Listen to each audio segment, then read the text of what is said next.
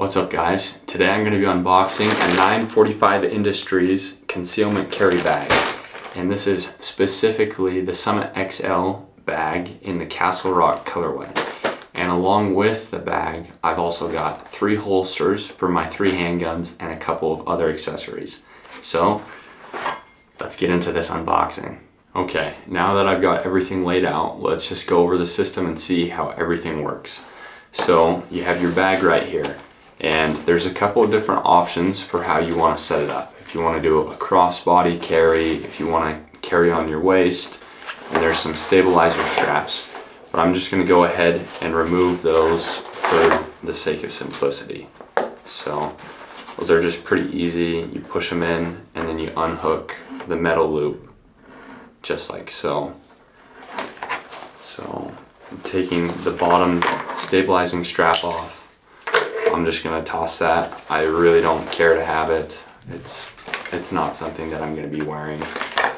And then right now this is configured for a crossbody carry, but I actually don't want it to be like that. I will be using it crossbody, but I do not like that particular setup. So I'm gonna move it here,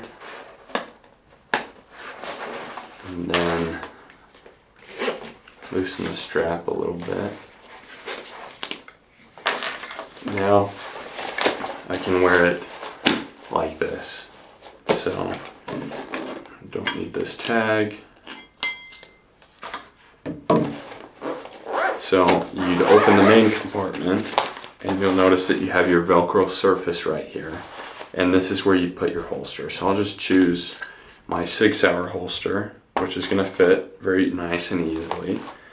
And then it will be in the main compartment there. And how it works is you'll close it, but you'll keep out the tab opposite your pull hand. So this is the hand that I'm going to use to open my holster or my bag. So you keep this opposite side tab out and you zip it closed. So say I had a firearm in there, then if something happens, then I'm able to reach across with my offhand, open, and with my strong hand draw my firearm, and then quickly find a target and be prepared to shoot or whatever needs to happen. Okay, I'm just gonna show you the bag one more time. I decided the most comfortable way to wear it and the fastest draw is to have the higher strap on your dominant side. Then when you go to put a firearm in there, you're just gonna open it up, you have your straps, you take your holster, attach it onto the Velcro back, then you can holster your firearm and it's really going to hold it in place very well. Then put any other accessories that you want, such as a spare magazine, and then you close everything up. When you are zipping it up, you want to remember to keep one of the straps out. Overall, it's a very thin profile. Now, when you want to draw your firearm, you're going to pull on that strap with your non-dominant hand and then go for your gun. So now the question is, do my guns fit in their respective holsters? And I've really got my fingers crossed that they all work. So first up, I have Sig Sauer P365 fuse with a red dot sight on it. And this is just going to be with the flush fit 17 round magazine. So yes, it does fit. Fits like a dream, perfectly compact, okay?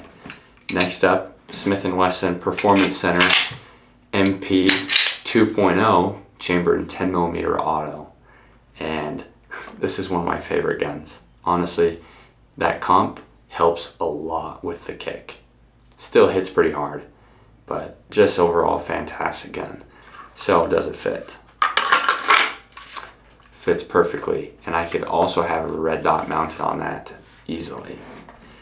Now last but not least, I have the Beretta Performance Center 92X. I said performance to center, I meant Beretta Performance Defensive 92X. And does it fit? Okay, technically yes. But I knew that it wasn't going to fit perfectly, and there's a couple reasons why. First of all, I just got a 90 series holster, so this is not a holster meant specifically for the 92, and it's definitely not meant for the 92X. This was gonna hold any of the M9s, so like your M9A1, your M9A4, it's gonna hold those perfectly. The reason why it doesn't hold on to this very well is the 92X, it's also so heavy that it's a little bit impractical. So I'm happy with the two holsters that do fit. All right, now that we've seen that each of the holsters fits the firearm and that they all fit inside the bag, I just have some final thoughts for you guys. So the first and foremost question that we should all be asking is, if I wear this bag in public, does it look like I'm carrying a firearm? And my answer is 100% no.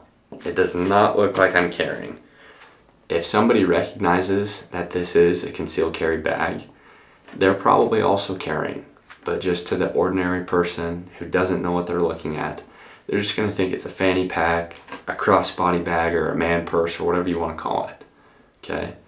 They're not gonna know that I'm strapped right now. And that is the way that it should be, okay? Nobody needs to know. In terms of comfort, I think that this is comfortable enough to wear all day, walking, running errands, and it's easy enough to take on and off as you're getting in and out of vehicles and such. Now they do offer some upgrades for comfort, and that would primarily be the shoulder strap. And this pad goes on the shoulder strap. It's totally unnecessary, okay? This doesn't dig, it doesn't cut in, it's not uncomfortable. You don't need this, so don't buy this, okay?